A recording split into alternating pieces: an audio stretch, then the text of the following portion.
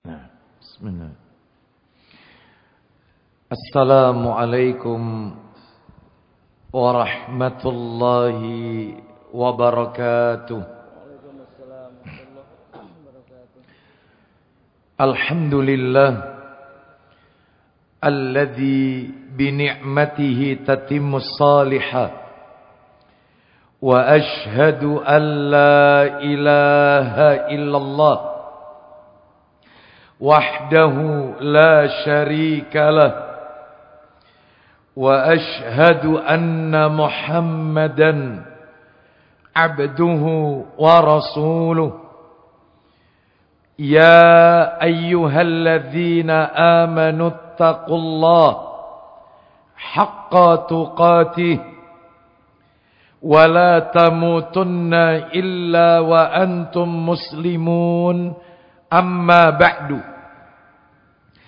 fa inna asdaqal hadisi kitabullah wa khairal hadi hadi Muhammadin sallallahu alaihi wasallam wa syarral umuri muhdatsatuha fa inna kulla muhdatsatin bid'ah wa kulla bid'atin dhalalah wa kulla dhalalatin finnar. Ikhwan wa akhwati fillah, bapak-bapak, ibu-ibu, kaum muslimin dan muslimah, jamaah majelis taklim Masjid Namira Kota Lamongan yang semoga dimuliakan oleh Allah Subhanahu wa ta'ala. Kepada segenap pengurus yayasan maupun takmir Masjid Namira yang semoga dirahmati oleh Allah Subhanahu wa ta'ala.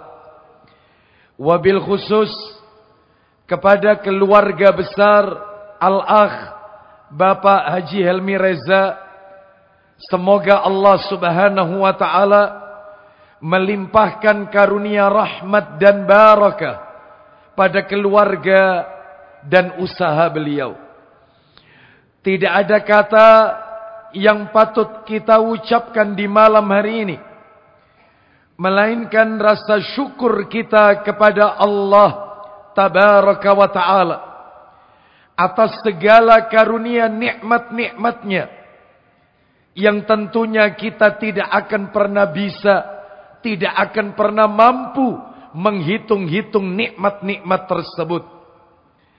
Salah satu di antara sekian banyak kenikmatan-kenikmatan yang Allah berikan kepada kita dan kita rasakan pada malam hari ini adalah nikmat diberikannya kita kesempatan oleh Allah untuk mengoptimalkan ibadah di 10 hari yang pertama di bulan Zulhijjah.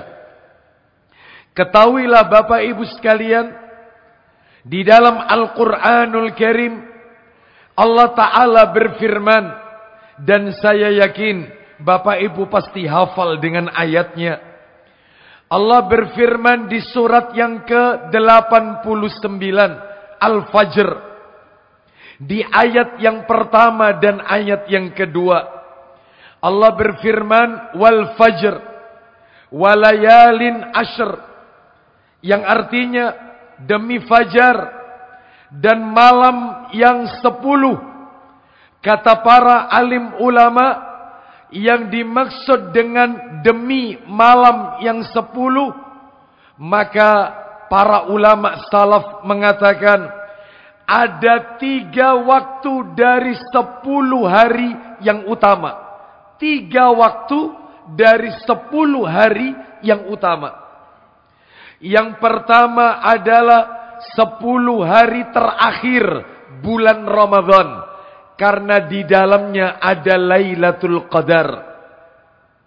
Yang kedua, 10 hari yang pertama bulan Zulhijjah, di dalamnya banyak amalan-amalan, di antaranya ibadah haji dan kurban. Dan yang ketiga, 10 hari yang pertama di bulan Muharram, insya Allah bulan depan, yaitu di dalamnya ada Asyura. Inilah 3 waktu dari 10 hari yang utama di dalam Islam. 10, 10, dan 10. Dan kita saat ini sedang berada pada 10 hari yang pertama di bulan Zulhijjah. Ketahuilah Bapak Ibu, di dalam hadis yang diriwayatkan oleh Baihaqi, Nabi sallallahu alaihi wasallam, beliau pernah bersabda, "Ma min amalin azka indallahi azza wa jal wala a'zama ajran min khairin ya'maluhu fi ashril adha." Artinya, tidak ada satu amalan yang lebih suci di sisi Allah azza wa jalla, dan tidak ada amalan yang lebih besar ganjaran pahalanya di sisi Allah daripada kebaikan yang dikerjakan pada 10 hari yang pertama dari Idul Adha yang kita saat ini sedang berada di dalamnya. Makanya mungkin Bapak Ibu dalam hati bertanya, memangnya amalan yang perlu ditingkatkan 10 hari yang pertama di bulan Zulhijjah ini apa? Maka mau ndak mau jawabannya adalah, dari sekian banyak amalan, memperbanyak membaca takbiran Bapak Ibu. Lu memang sudah takbiran, Pak, Bu. Takbiran untuk Idul Adha itu ada 2. Yang pertama namanya takbir mutlaqah, dan yang kedua takbir muqayyadah. Takbir mutlaqah itu adalah takbiran yang tidak terikat dengan waktu, tidak terikat dengan jumlah bilangan, dan tidak terikat dengan tempat. Bebas. Dan itu dilakukan sejak tanggal 1 Zulhijjah sampai 13 Zulhijjah. Berarti 13 hari takbirannya. Makanya panjenengan yang lagi berkendara, nyetir mobil, motor, maka takbiran. Allahu Akbar, Allahu Akbar. La ilaha illallah, Allahu Akbar.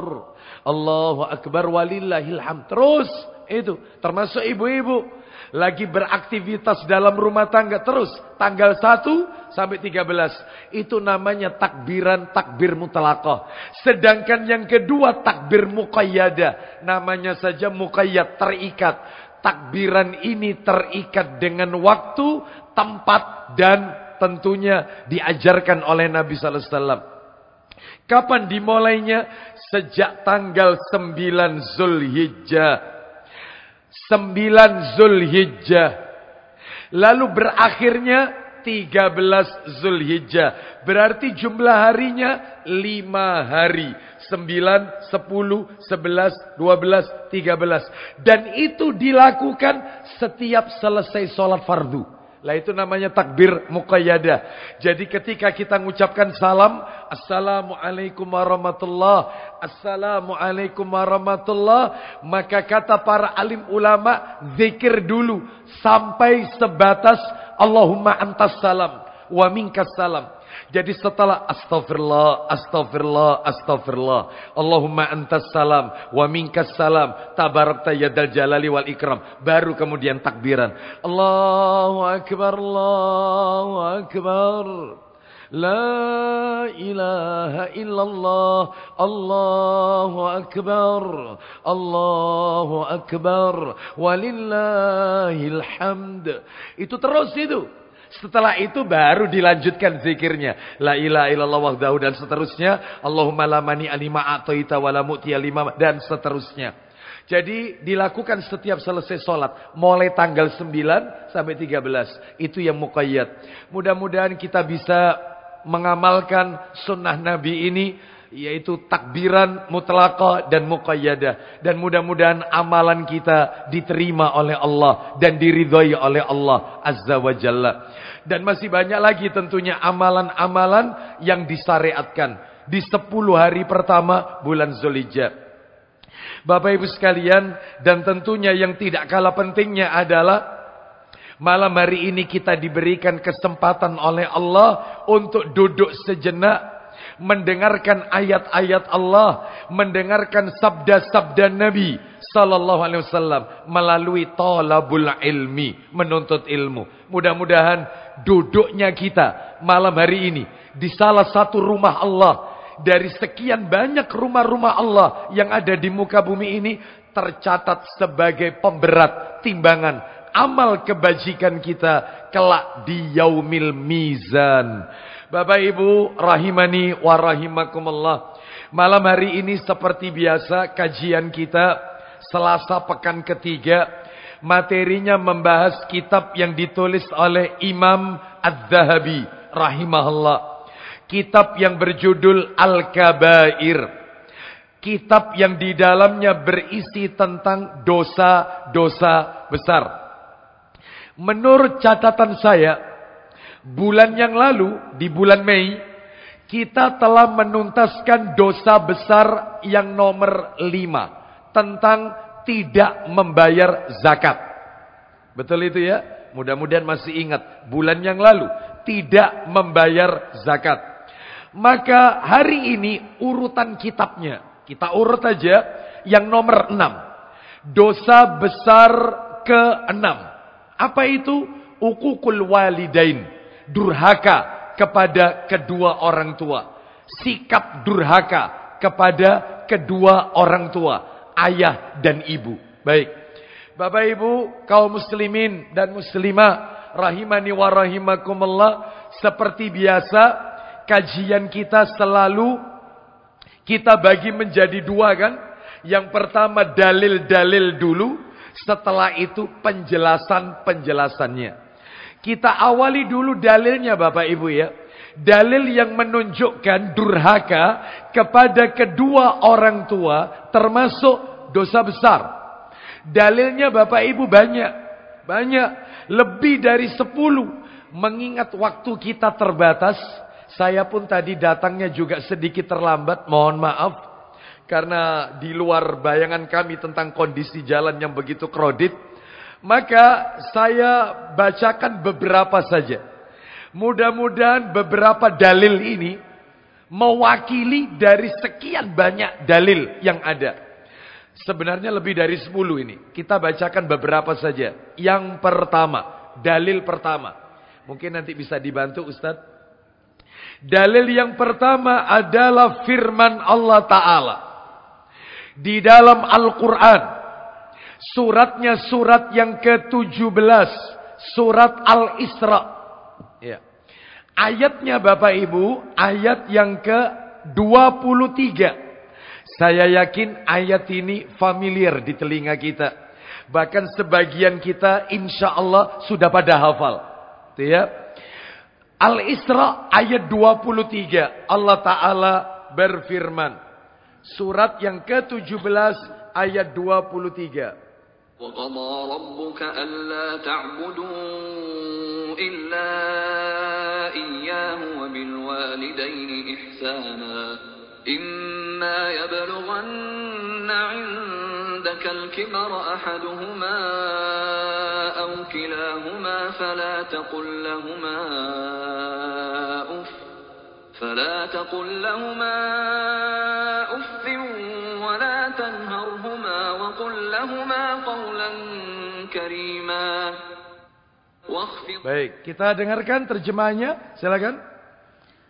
Dan Tuhanmu telah memerintahkan agar kamu jangan menyembah selain Dia. Terus. Dan hendaklah berbuat baik kepada ibu bapak. Bapak Ibu sekalian, mohon maaf. Sebelum ayatnya terjemahannya dilanjutkan. Panjenengan ketika membuka lembaran-lembaran dalam Al-Quran. Ayat demi ayat dalam Al-Quran. Maka ternyata di dalam Al-Quran. Ada ayat-ayat itu yang selalu bergandengan. Tidak pernah dipisah. Contoh. Ayat tentang sholat dan zakat. Itu mesti gandengan. Allah selalu berfirman, wa aqimus shalah wa atuz zakat. Selalu gandengan. Tegakkan sholat, tunaikan zakat. Mesti gandengan. Nggak mungkin dipisah. Contoh lagi, Salat dengan sabar. Mesti gandengan. Wasta'inu bis sabri was shalah. Itu mesti gandengan. Termasuk ayat tentang disuruh kita menyembah Allah. Dan mesti berikutnya disuruh berbakti kepada orang tua. Nggak mungkin dipisah. Nggak mungkin. Wa'budullaha wa la tusyriku bihi syai'an wa bil walidaini ihsana. Mesti gandengan. Sembahlah Allah dan jangan menyekutukannya dengan sesuatu apapun dan berbuat baiklah kepada ibu dan bapak. Sampai-sampai di dalam hadis Nabi bersabda, ridallah fi ridal walid wa sukhtullah fi sukhtil walid. Ridha Allah bergantung dengan ridha orang tua. Digandengkan. Murka Allah bergantung dengan murka orang tua. Gandengan. Termasuk ayatnya yang kita dengarkan tadi. Terjemahannya. Ya. Jangan menyekutukan Allah dengan sesuatu apapun dan berbuat baiklah kepada kedua orang tua, ibu dan bapak. Selalu bergandengan. Silakan, termasuk iman kepada Allah dan hari akhir. Itu juga gandengan. Amanu billahi wal yaumil akhir. Rukun iman nomor 1 dan rukun iman nomor 5 mesti gandengan. Apalagi hadis Nabi, man kana yu'minu billahi wal yaumil akhir falyakul khairan aw liyaskut atau aw liyasmut. Wa man kana yu'minu billahi wal yaumil akhir falyukrim dhaifah. Barang siapa yang mengaku beriman kepada Allah dan hari akhir, mesti gandengan rukun iman nomor 1 dan rukun iman nomor 5. Begitu juga dalam Al-Quran. Oleh karenanya ada ayat-ayat itu yang bergandengan gak dipisah. Salah satunya ini. Minta tolong diulang lagi Ustaz. Silakan Ustaz. Dan Tuhanmu telah memerintahkan agar kamu jangan menyembah selain Dia dan hendaklah berbuat baik kepada ibu bapak. Lanjut. Jika salah seorang di antara keduanya atau kedua-duanya sampai berusia lanjut dalam pemeliharaanmu, sudah sepuh, lansia, lanjut. Maka sekali-kali janganlah engkau mengatakan kepada keduanya perkataan cis, nggak boleh. Lanjut. Dan janganlah engkau membentak keduanya. Jangan dibentak. Terus. Dan ucapkanlah kepada keduanya perkataan yang baik. Kata para alim ulama, salah satunya kalau kita lihat di dalam tafsir Ibnu Katsir, disebutkan bahwasanya Hasan bin Ali radhiyallahu anhuma, Hasan putranya Ali bin Abi Thalib radhiyallahu an, beliau berkata, seandainya ada kata yang lebih kecil daripada ada kata yang lebih kecil daripada lebih kecil daripada lebih kecil itu, niscaya Allah pasti melarangnya. Ini menunjukkan gak boleh ketika kita diperintah oleh orang tua, hala mama ini gak boleh. Cis, gak boleh. Sampai seperti itu. Berarti ini menunjukkan wajib berbakti kepada orang tua. Dan salah satu bentuk durhaka adalah mengucapkan atau atau itu ya. Baik. Sekarang kita lanjutkan, silakan. Kita lanjutkan dalil nomor 2. Dalil yang nomor 2 di dalam kitab Sahih Targhib wa Tarhib Ustaz, jilid 5. Nah itu yang sudah panjenengan siapkan itu. Nomornya 2508. 2508. Kita dengarkan dari sahabat Abi Bakrah radhiyallahu an. Silakan Ustaz. 2508. Dia berkata, Rasulullah sallallahu alaihi wasallam bersabda, ala unabbiukum bi akbaril kabair. Salasan. Nabi mengucapkannya sampai 3 kali. Silakan Ustaz. Dari Abu Bakrah radhiyallahu an, ia menuturkan Rasulullah sallallahu alaihi wasallam telah bersabda. Apa isi sabdanya? Maukah saya sampaikan kepada kalian tentang dosa-dosa yang paling besar? Apakah kalian mau aku tunjukkan dosa besar yang paling besar? bi akbaril kabair. Sudah besar, paling besar. Dedengkotnya dosa. Itu Nabi mengucapkannya, Ustaz. Lanjut. Diucapkan 3 kali. Diucapkan 3 kali. Ala unabbiukum bi akbaril kabair. Maukah kalian aku tunjukkan, aku beritahukan dosa besar yang paling besar. Lalu kemudian qulna bala ya Rasulullah. Silakan. Kami menjawab, ya wahai Rasulullah. Tentu kami mau wahai Rasulullah. Apa itu? 1. Asyirku billah. Silakan. Beliau bersabda, mempersekutukan Allah. Nomor 1 syirik. Dosa besar paling besar. Lihat. Yang nomor 2, Anda akan kaget. Digandengkan lagi sama Nabi. Setelah menyekutukan Allah, maka yang kedua, wa uququl walidaini. Silakan. Durhaka terhadap kedua orang tua. Loh, mesti gandengan. Selalu gandengan. Ayat hadis. Allah orang tua. Allah orang tua. Mesti gandengan. Bapak Ibu sekalian, durhaka kepada kedua orang tua. Lalu yang ketiga, wa kana muttaki'an fajalasa faqala ala wa qauluz zur wa syahadatuz zur fama zala yukarriruha hatta qulna laitahu sakata. Silakan.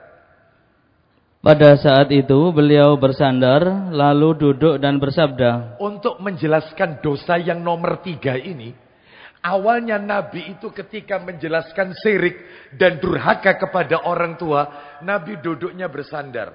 Untuk yang terakhir ini, Nabi tidak menyandarkan badannya. Nabi agak tegak duduknya. Lalu kemudian, ketahuilah dan juga ucapan palsu dan kesaksian palsu.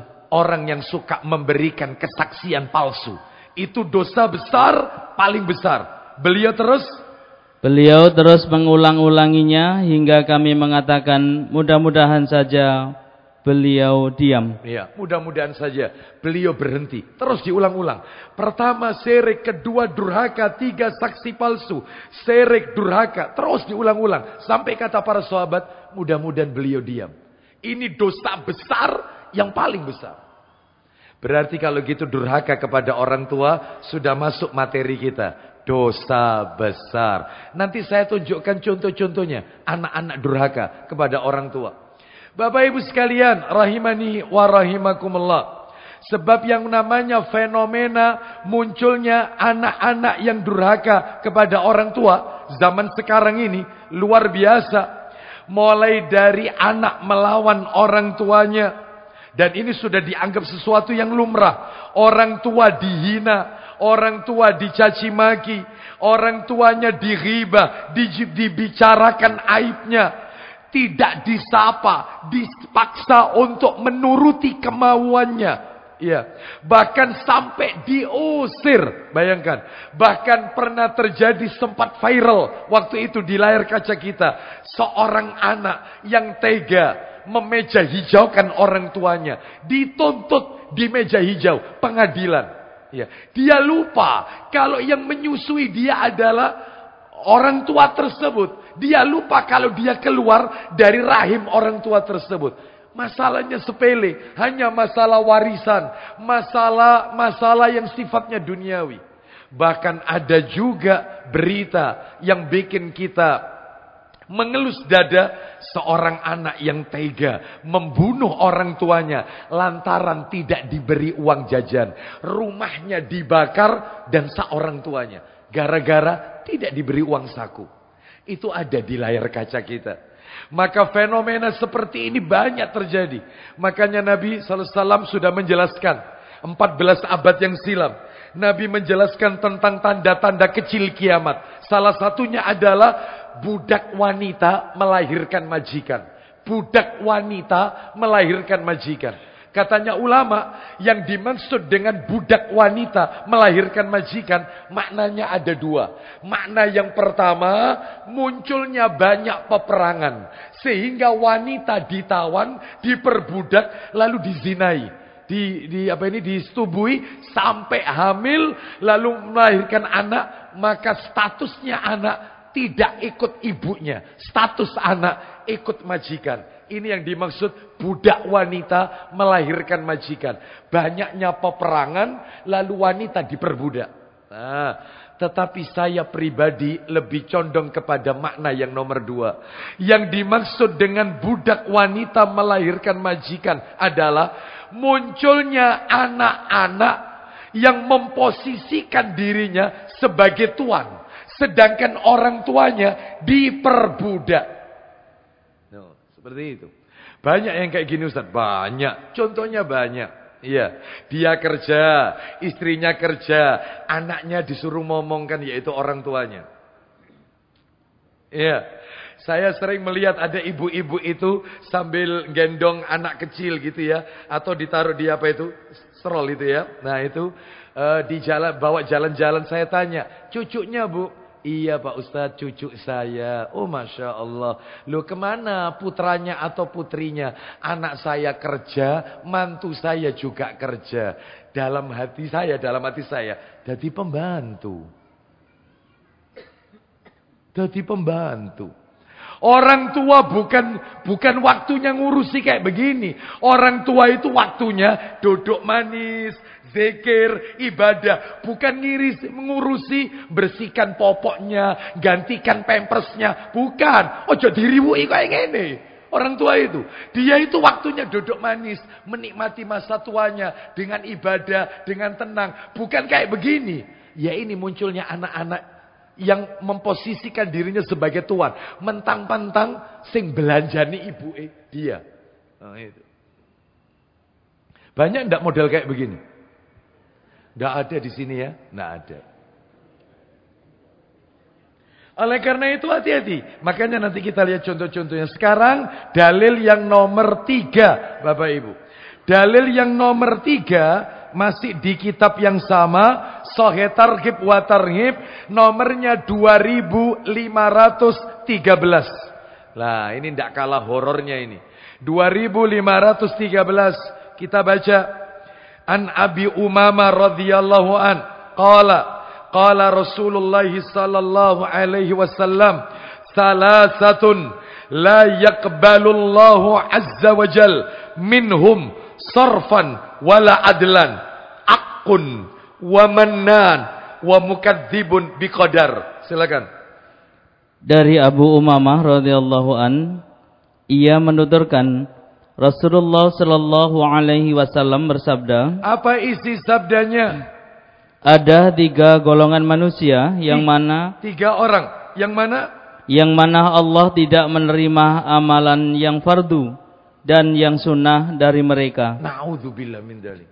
3 orang. Fardunya sama sunnahnya enggak diterima. 5 waktunya, qobliyah ba'diyahnya, tahajudnya, duhanya, Ramadannya, Senin Kemisnya, Ayamul Bidnya, 6 hari setelah Ramadan, Arafah, Asyura, semuanya. Hajinya, umrahnya, zakatnya, sodakonya. Semua enggak diterima oleh Allah. Siapa 3 orang ini Ustaz? 3 orang yang fardu dan yang sunnah enggak diterima oleh Allah. 1 Ustaz. Silakan. Yaitu orang yang durhaka. Orang yang durhaka kepada orang tuanya. Ini yang pertama ini. Nomor 2. Orang yang mengungkit-ungkit pemberiannya. Orang yang suka undat-undat. Mengungkit-ungkit pemberian. Iya. Kamu itu kalau ndak karena saya, gak iso kon koyo ngene. Kabeh aku. Undat-undat. Seorang suami juga pernah undat-undat istrinya. Pernah. Ya. Kamu kalau ndak tak nikahi, kamu nggak kayak seperti ini. Ya. Semua ini siapa kalau ndak saya? Ada suami model kayak begini. Itu ndak diterima oleh Allah Azza wa Jalla. Hati-hati. Undat-undat. Undat-undat. Orang tua bisa ndak Ustaz? Undat-undat ke anaknya? Bisa. Ada orang tua bilang sama anaknya, "Mama kurang apa sama kamu, Nak? Kurang apa? Kemarin kamu minta sepeda, papamu belikan. Kemarin minta PS, mama belikan. Tapi apa buktinya? Apa kurangi?" Oh, ya. Habis itu amalannya. Nggak diterima oleh Allah. Maka jadilah orang yang ikhlas. Jadi orang yang ikhlas. Ya. Jadi jangan suka undat-undat, ungkit-ungkit. Ini yang nomor 2. Yang nomor 3 Ustaz, silakan. dan yang mendustakan takdir. Orang yang tidak beriman dengan rukun iman yang keenam, mereka mendustakan takdir. Siapa yang seperti ini kelompoknya? Qadariyah. Makanya Nabi mengatakan 2 kelompok dari umat ini. 2 kelompok. Jadi 14 abad yang silam Nabi itu sudah mengatakan. Ini disahihkan oleh Syekh Albani rahimahullah. Hadis ini di dalam kitab silsilah hadis sahih. 2 kelompok dari umatku ini yang mereka tidak akan menemui aku di telaga. Mereka diusir, mereka tidak berada di telagaku Al-Kautsar. Siapa itu? Yang pertama Qadariyah, yang kedua Murji'ah. Lah Qadariyah ini mereka tidak beriman dengan takdir. Lah kalau Murji'ah beda lagi. Kelompok yang dia meyakini orang yang baik, soleh dengan orang yang akhlaknya buruk, imannya sama. Imannya sama. Orang soleh sama pelaku maksiat, imannya sama. Menurut mereka, iman itu tidak bertambah dan tidak berkurang. Iman itu statis. Lah terus yang benar gimana? Menurut Ahlus Sunnah, maka Ahlus Sunnah menetapkan al-imanu yazidu wa yankus. Yazidu bit ta'ah wa yankus bil maksiyah. Iman itu bertambah dan berkurang. Bertambah karena ketaatan kita kepada Allah. Dan drop berkurang karena maksiat yang kita lakukan. Itu yang benar, pemahaman yang benar. Kita kembalikan ya ke materi kita. Jadi inilah dampak buruk anak yang durhaka kepada orang tua. Amalan fardunya, amalan sunnahnya tidak diterima oleh Allah. Sekarang kita lanjutkan dalil berikutnya. Kita tambah lagi. Coba dibantu Ustadz dalil berikutnya. Sahih targhib wa tarhib. Nomor hadisnya Sahih targhib wa tarhib. Ya. Kita langsung aja, yaitu terakhir ini ya. Saya buat yang terakhir ini. Sahih targhib wa tarhib. Nomor hadisnya 2514.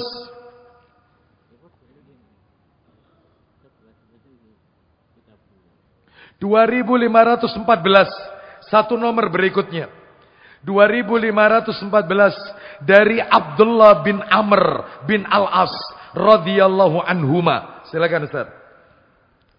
Dari Abdullah bin Umar bin Al-As radhiyallahu an bahwa Rasulullah sallallahu alaihi wasallam bersabda, minal kabair,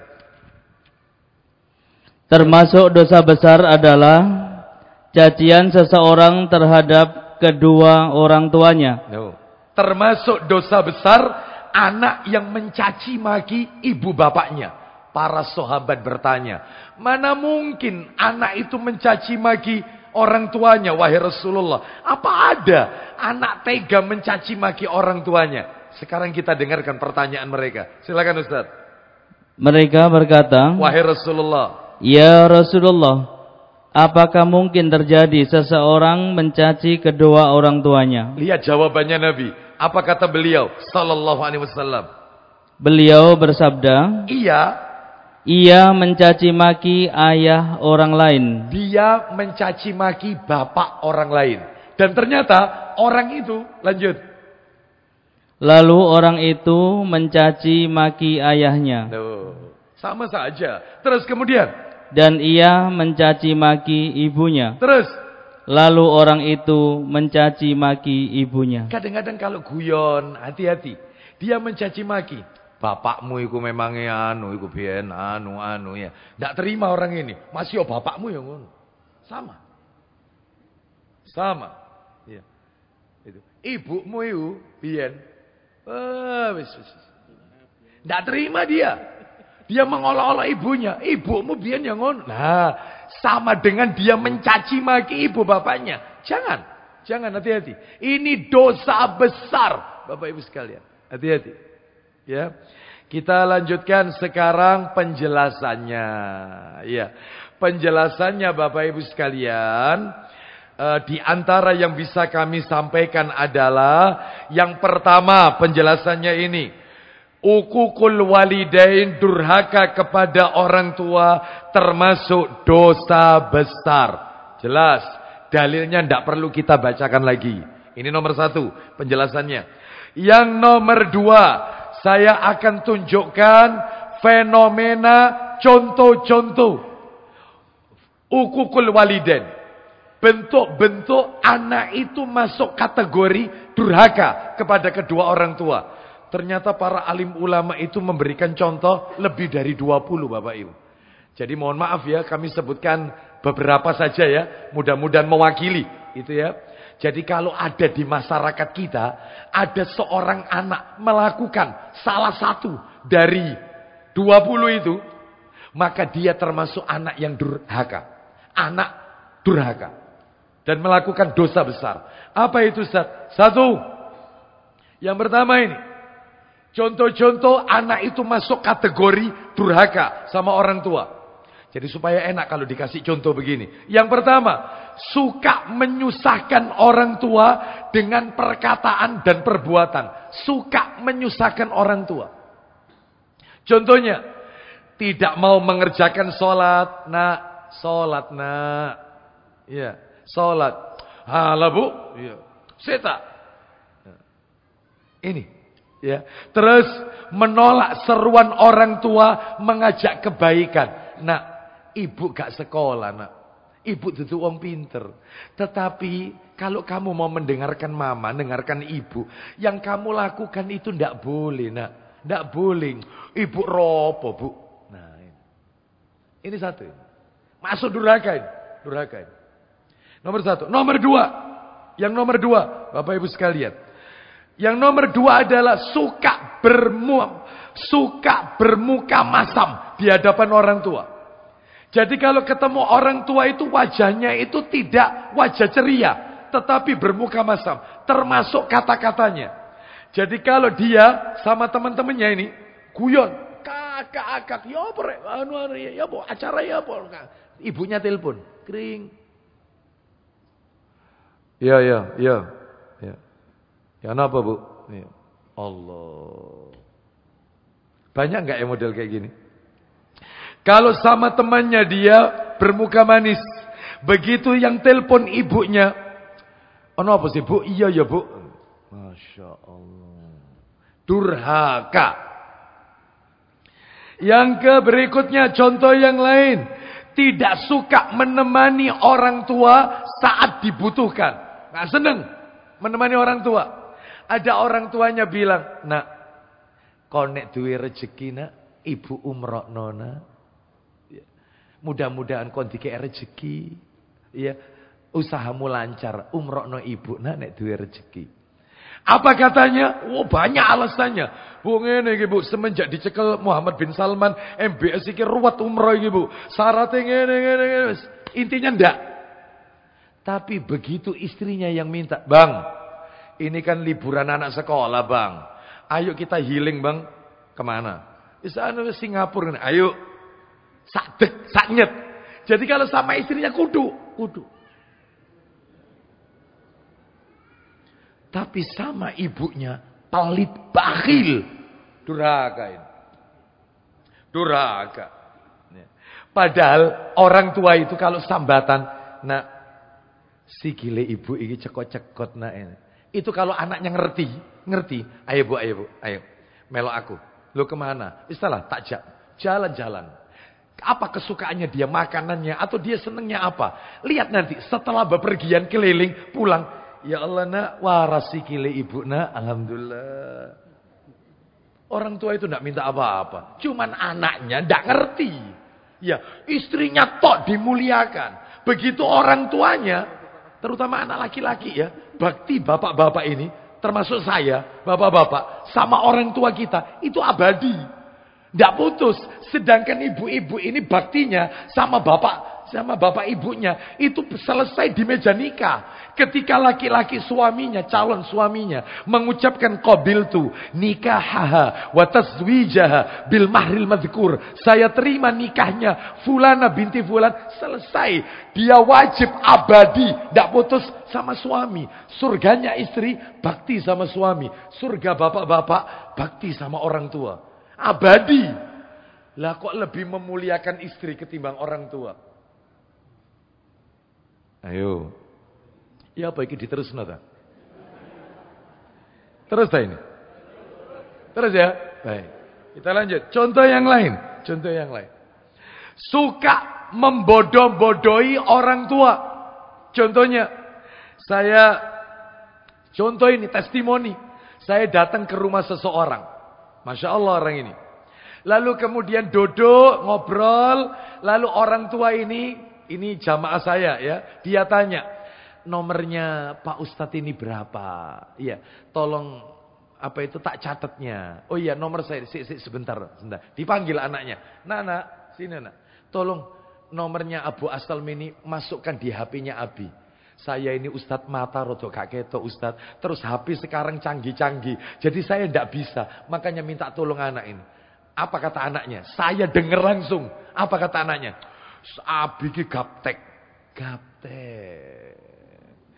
Iya, Abi ini gaptek. Mama ini lola. Loadingnya lambat. Mama ini jadul. Zaman dulu. Membodoh-bodohi orang tua. Durhaka. Orang tuanya bilang sama saya, ya Pak Ustadz arek saiki, papai digaptek-gaptek. Anda jangan tertawa. Putra antum ini masuk kategori ukukul waliden, durhaka. Karena dia membodoh-bodohi orang tua, nggak boleh. Meskipun anak sekolah S3, maka tetap dia TK di hadapan ayah dan ibunya.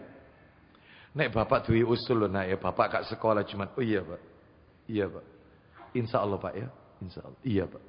Meskipun S3. Jangan minteri. Ada yang model kayak begini? Kita lanjut. Lihat wajahnya kok tegang semua begini ya. Terus contoh yang lain. Suka menghina masakan orang tua. Anaknya tanya, Bu, masak apa? Ibu ndak masak, nah. Ibu ndak enak badan. Ada masakan kemarin itu rawon. Kalau kamu mau isi itu aja makanan. Masih banyak kok. Apa kata anaknya? Ya Allah Bu, wingi rawon. Sekarang rawon. Rawonnya lihat aku bosen. Ya Allah.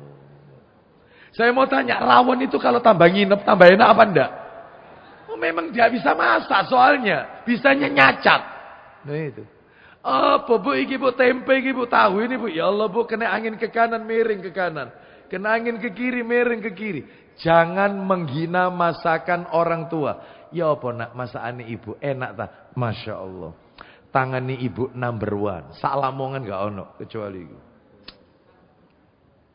Padahal asin. Ya. Jangan menghina masakan orang tua. Ya, baik. Terus kemudian contoh yang lain, saya nggak tahu ini nomor berapa, silakan dikasih nomor sendiri. Contoh yang lain, suka memotong pembicaraan orang tua. Orang tuanya usul kepada anaknya, nak, kalau bapak punya usul ya, iki nek duwe nek kon trimo ya, itu koyo itu gak isa Pak.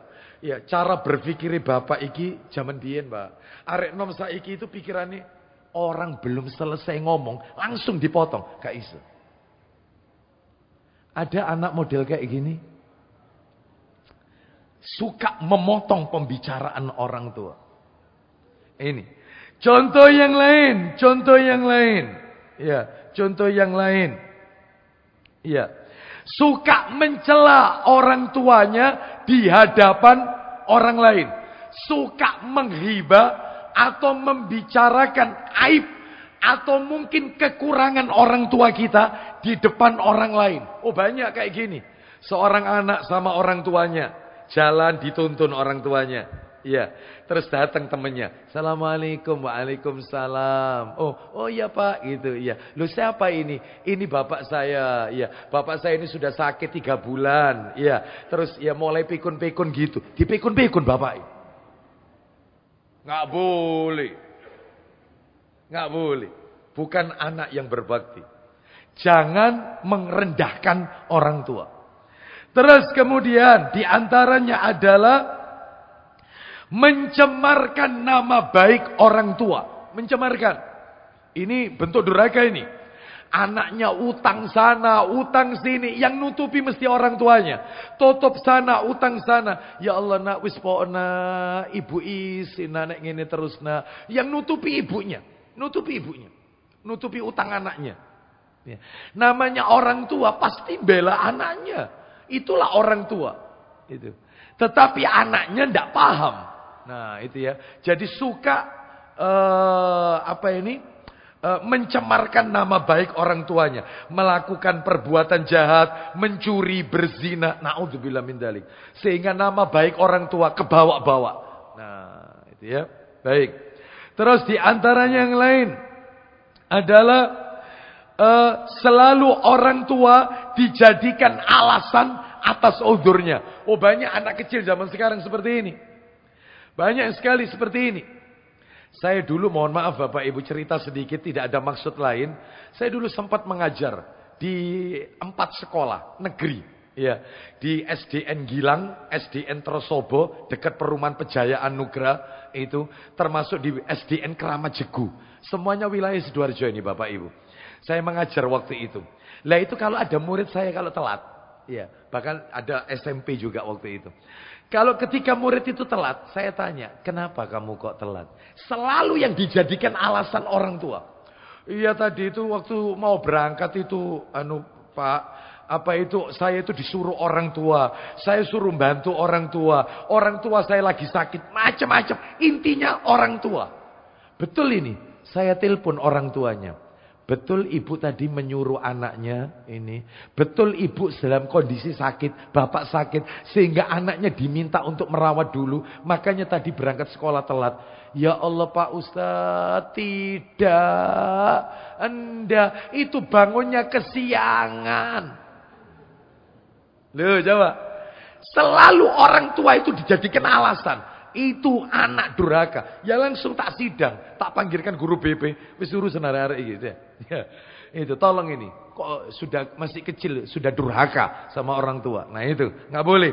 Termasuk juga tidak sabar dengan orang tua. Tidak sabar. Contohnya tidak sabar. Pak, Bu, maaf ya. Maaf ini. Maaf. Panjenengan harus tahu. Yang namanya berbakti kepada orang tua itu dibagi 2 Bapak Ibu.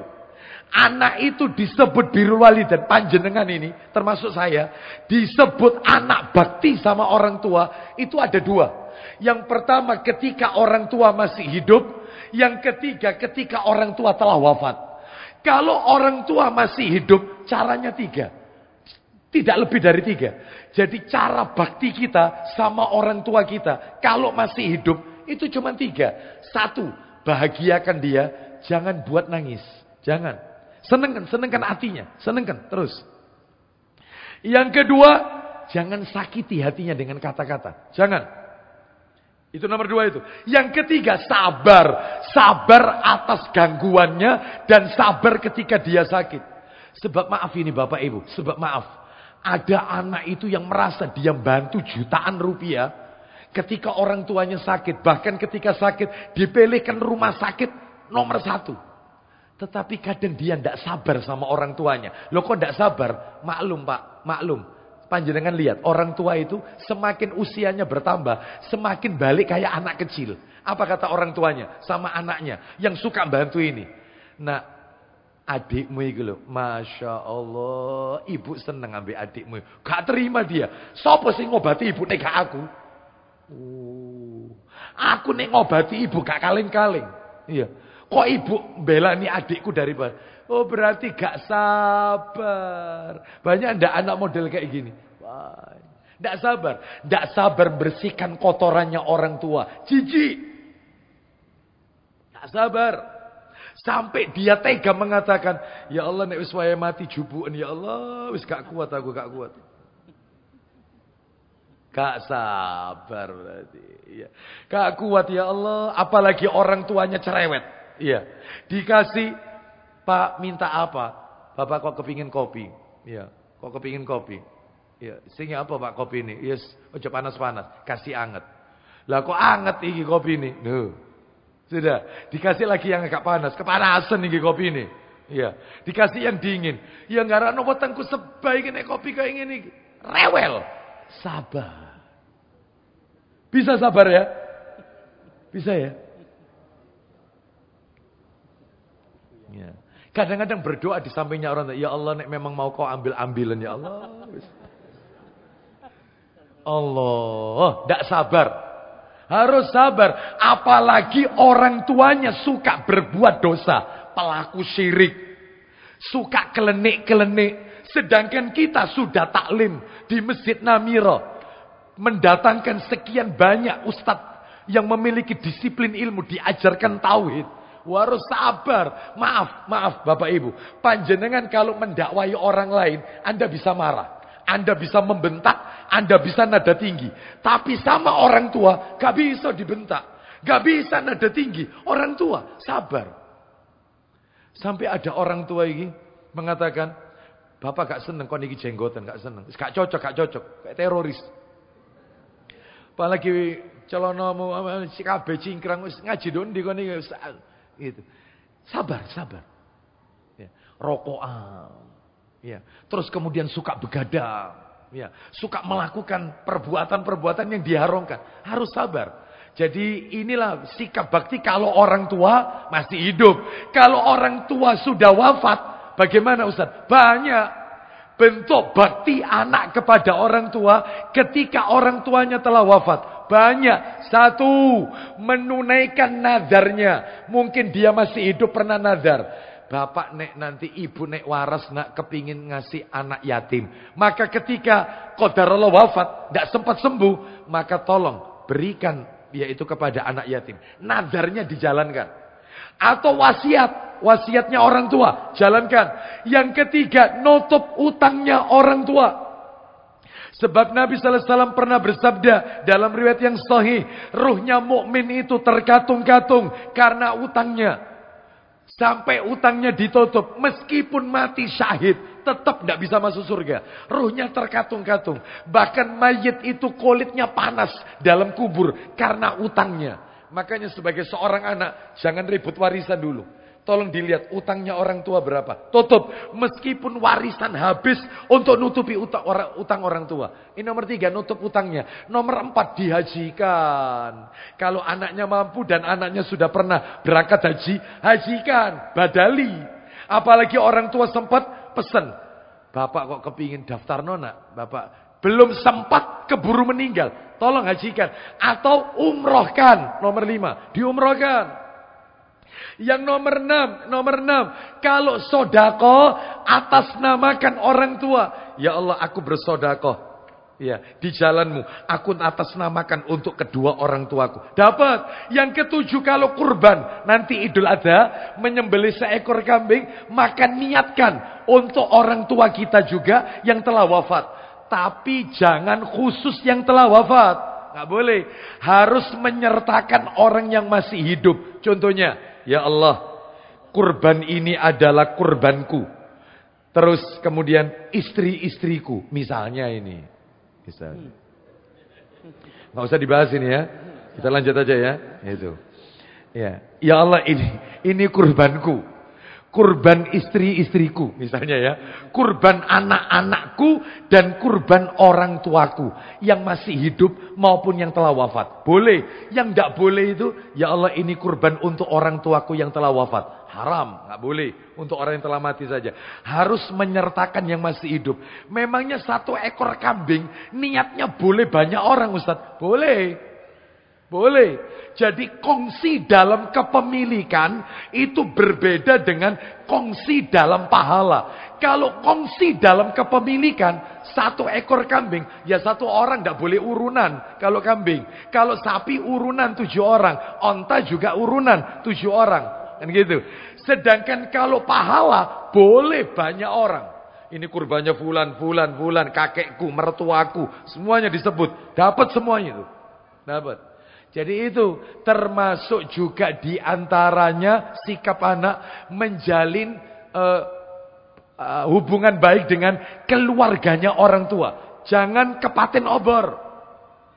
Jangan qati'ur rahim, mutus silaturahim. Jangan sambung keluarganya ayah, keluarganya ibu. Terus yang terakhir, kebaikannya orang tua jalankan. Dulu orang tuanya masih hidup, suka sodako. Apalagi kalau Ramadan. Wah, suka bagi-bagi. Itu nanti anak-anaknya kalau orang tuanya, papa mamanya meninggal. Anaknya teruskan kebaikan orang tua. Sebab ada di masyarakat muncul omongan. Oh, gak kaya bapak Ibien, gak kaya. Seje. Bapak Ibien iku Masya Allah, nek ketok uang langsung. Sekarang anaknya, loh, kenapa? Anaknya tidak melanjutkan kebaikan orang tua. Maka anak-anaknya harus meneruskan kebiasaan orang tuanya. Ayahku suka Senin Kemis, teruskan. Sehingga dia tetap dapat pahalanya, ngalir terus. Yang terakhir, doakan ampunan. Allahumma firlahu warhamhu wa'afi. Allahumma firlaha warhamha wa'afi wa'fu'an. Dan seterusnya. Wa akrim nuzulaha wa wasi' madkhalaha. Dan seterusnya. Doakan. Jadi itulah bentuk bakti anak kepada orang tua. Baik masih hidup maupun telah wafat. Bapak Ibu sekalian, terakhir penutup. Kajian kita terakhir. Penutup ini. Apa sebabnya anak itu kok durhaka? Nah, apa penyebabnya? Kenapa anak itu kok durhaka, kurang ajar dengan orang tua? Pasti ada sebabnya. Nggak mungkin nggak ada sebabnya. Ya, pasti.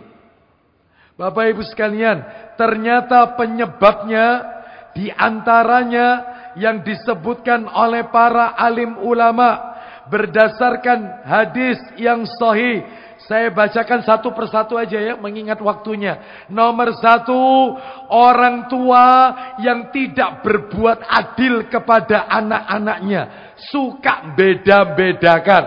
Itu membuat anak itu durhaka. Ya, durhaka. Bapak Ibu mohon maaf, adil itu bukan sama rasa, sama rata. Itu komunis itu. Prinsip keadilan menurut komunis harus sama rasa, sama rata. Adil itu menempatkan sesuatu pada tempatnya. Punya anak 3. 1 SD, 2 SMP, 3 SMA. Maka dikasih uang jajan 50 ribuan semua. 50 ribu untuk anak SMA. Mungkin itu sesuai porsinya, bahkan mungkin kurang. Karena mungkin kebutuhannya banyak. Untuk anak SMP mungkin sudah cukup lah. Untuk anak SD berlebihan. Maka ini bukan adil namanya. Yang adil itu untuk yang SD sekian. 20 misalnya. Untuk yang SMP. Itu adil. Bukan sama rasa, sama rata. Menempatkan sesuatu pada tempatnya. Lah ini banyak orang tua yang tidak adil sama anaknya. Suka beda-bedakan anak-anaknya. Ya, ini yang bikin anak itu jadi durhaka. Terus nomor 2, orang tua selalu menjauh dari anaknya dan tidak ingin direpoti anak. Bayangkan, banyak loh orang tua zaman sekarang ketika dia dinanti oleh anaknya, anaknya dapat hasil ujian bahasa Arab 100, mumtaz. Oh, tak tunjukkan Abi ini. Sampai ditunjukkan mamanya. Dapat berapa nak bahasa Arabmu? Dapat 100. Saya coba, nah, Abi dulu Mi ya, yang lihat ya. Pengen ini ditunjukkan Abinya. Begitu malam datang dari kerja. Ya, Assalamualaikum, waalaikumsalam. Bibi, ini PR ku bahasa. Abi, saya sumpah kayak gitu. Abi, saya repot ya. Saya pegel sih. Nanti ambil mamamu di sini. Betapa kecewanya anak itu. Yang dinanti mulai siang, ternyata jawabannya, kok saya habis, saya pagi, saya capek, dan habis kepingin mandi atau apa, ini, tadi macet atau apa, ya, ambil mamamu di sini. Allah. Itu yang bikin anakku durhaka. Mestinya sikap yang baik. Maka, direspon. Apa nak? Coba lihat. Dan maaf ini. Kalau diajak ngomong sama anak, tolong. Bapak Ibu mohon maaf. Silakan bisa dilihat di dalam kitab Asy-Syama'ilil Muhammadiyah. Bukan kitabnya Muhammadiyah ini, bukan. Memang nama kitabnya Asy-Syama'ilil Muhammadiyah. Nama kitabnya. Itu isinya buku itu tentang ciri-ciri fisik Rasulullah. Mulai dari ujung rambut sampai ujung kaki. Rambut putihnya Rasul itu dijenggot berapa helai. Terus rambutnya Rasul itu panjangnya seberapa. Hidungnya Nabi itu kayak apa. Tangannya Nabi, tingginya Nabi itu seberapa. Dadanya Nabi itu bidang. Ada bulunya atau tidak. Dan seterusnya. Termasuk di situ diceritakan. Rasul itu kalau dipanggil orang, diajak ngomong. Itu tidak pernah menoleh separuh. Selalu langsung begini. Jadi misalnya, Ustadz kita manggil saya. Abu Aslam itu. Maka yang benar sesuai sunnah. Saya berhadapan dengan beliau. Oh ya gimana Ustaz? Gak boleh kemudian, ya Ustaz, gimana Ustaz? Gak boleh. Apalagi banyak orang tua sekarang waktu megang HP, Pak, ini gimana? Iya, terus ngomong. Iya, terus ya apa? Oh iya. Terus, mari ngono ya apa? Gurumu, cerita apa? Gak diajak apa nih? Gak boleh ini. Gak boleh. Tidak sesuai sunnah. Hentikan. Termasuk diajak ngomong sama istri. Lah iya tadi siang itu waktu ke sekolahnya anak-anak. Suaminya gini. Oh, terus, mari ngono. Ya apa jadi kepala sekolah? Sambil gini dia. Gak benar. Yang benar matikan. Hadapi istri. Terus tadi gimana? Hadap-hadapan. Itu yang benar. Ayo, selama ini gimana? Selama ini. Ya, ayo jadi orang tua yang baik. Insya Allah anak kita soleh-soleh ya. Yang ketiga, orang tua ingin menang sendiri. Seperti berwatak keras. Jadi kan ada orang tua itu, wes pokoknya. Bahaya ini. Kalau sudah kena pokoknya ini repot ini. Iya. Mestinya jadi orang tua ini. Lah terus ya apa loh? Kamu punya usulan apa? Ayo rundingan, musyawarah. Sebab ada orang tua itu yang wataknya keras. Kemauannya harus dituruti tanpa melihat maslahat. Nah ini. Terus penyebab anak durhaka. Selalu memanjakan anak. Pak aku beli ini. Ya tuh kok. Ya. Pak nanti. Ya sudah. Suka memanjakan anak. Ini gak boleh. Ya, gak boleh. Kita lanjutkan. Orang tua yang berikutnya nomor 5 ini. Orang tua suka marah kepada anaknya dan terkadang memukul. Memang orang tua itu tidak boleh mukul, Ustaz. Boleh. Orang tua itu boleh mukul. Katanya ulama, mukulnya itu di 3 tempat. 3-tiganya itu pinggul ke bawah. Pinggul ke bawah. Yang pertama, maaf, pantatnya. Yang kedua, betisnya. Betis. Yang ketiga, telapak kakinya. Itu pun dikasih syarat. Pemukulan yang tidak menimbulkan bekas dan tidak menimbulkan rasa sakit. Mukul ya apa itu Ustaz? Ya cuman gemes. Enggak boleh ya. Enggak boleh. Enggak boleh. Ya, tak dongakno kon dadi anak soleh nak, dan doakan papa jadi orang yang sabar ya nak. Itu. Harus sabar. Ya. Jangan dikit-dikit ngambil penjalin gebras. Bras. Kadang nyentil telinga. Tes. Ya, kadang nampar. Enggak boleh. Haram. Ya. Kalau di sini pernah ditampar, sampaikan ceramah ini kepada orang tuanya. Loh Pak, haram Pak, haram. Terakhir, penutup. Dan anak dibiarkan berkawan dengan teman yang jelek. Orang tuanya tidak mencarikan temannya, teman yang selektif. Dibiarkan. Dengan siapa? Dia berteman, dibiarkan saja. Padahal kata Nabi SAW dalam hadis Abu Dawud, Ar-rajulu ala dini khalili. Falyamdur ahadukum man yukhalil. Agama seseorang mengikuti agama temannya. Maka lihatlah dengan siapa dia berteman. Saya kan pernah nyampaikan juga di Masjid Namira. Sudahlah, jadikan pelajaran. Tokoh PKI. Siapa itu? Aidit. Yang namanya katanya DN Aidit. Bapak Ibu tahu Aidit ini nama aslinya Ahmad Aidit. Ya, bapaknya Kiai, kakeknya Kiai, pendiri sekolah Muhammadiyah. Lahir di Belitung. Jadi nasabnya Aidit ini bagus. Bapak, kakek, semua Kiai. Bahkan Aidit ponpes, tahfidz Quran. Bahkan dia suaranya bagus, sering dimintai adzan. Bahkan baca Al-Quran, bagus suaranya. Tahun 50-an sekian dia sempat mampir ke RRC. Nah ya itu. Lalu berteman dengan orang yang punya pemahaman Marxisme. Sampai mendirikan partai yaitu Komunis Indonesia. Lalu namanya dirubah. Ahmad Aidit, Ahmad dicoret, diganti DN Aidit. Dipa Nusantara Aidit. Quran dibakar. Umat Islam disembelih. Lulusan ponpes, suara bagus, hafal Quran. Kenapa jadi seperti itu? Karena dia berteman dengan orang yang salah. Hati-hati. Tolong bapak-bapak perhatikan dengan siapa anak-anak kita berteman. Wallahu a'lam bishawab. Demikian yang bisa kami sampaikan. Mudah-mudahan Allah jadikan anak keturunan kita soleh-soleha. Allah berikan kepada kita rumah tangga yang sakinah, mawaddah, warahmah. Semoga Allah jadikan kita dan anak keturunan kita istiqamah dalam mentaati Allah dan Rasulnya Sallallahu alaihi wasallam.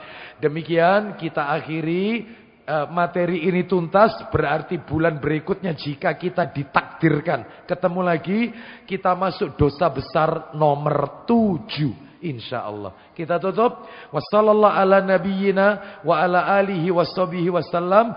Subhanakallahumma wa bihamdika asyhadu an la ilaha illa anta astaghfiruka wa atubu ilaik. Wa akhiru da'wana anil hamdulillahi rabbil alamin.